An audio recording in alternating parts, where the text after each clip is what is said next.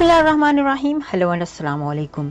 मैं हूँ हिना अजमीन, तो वेलकम करती हूँ आपको अपने चैनल पर और साथ में आपका शुक्रिया अदा करती हूँ क्योंकि आपने अपना कीमती वक्त निकाला मेरे वीडियो को देखने के लिए।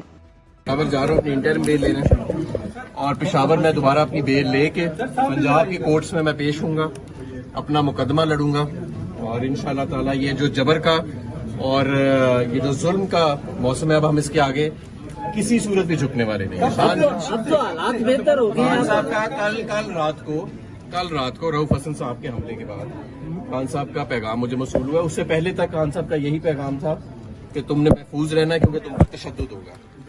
कल रात को जब रऊफ साहब पे हमला हुआ उसके बाद मुझे पैगाम मौसूल हुआ है कि अब आपके बाहर आके क़यादत करने का वक्त आ चुका है।